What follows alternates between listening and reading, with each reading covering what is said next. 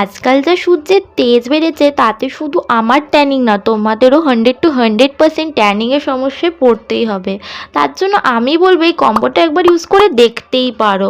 আজকাল তো অনেক প্রোডাক্ট বেরিয়েছে, তাতে ট্যানিং তো রিমুভ হয় না, বরং আমাদের স্কিনে এই প্রবলেমগুলো ফেস করতে হয়।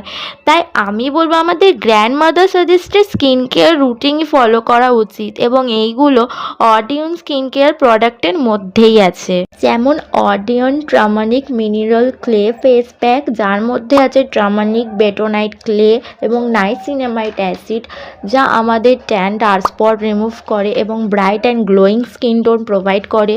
স্কিনের সাথে সাথে বডির দিকেও ধ্যান রাখা উচিত।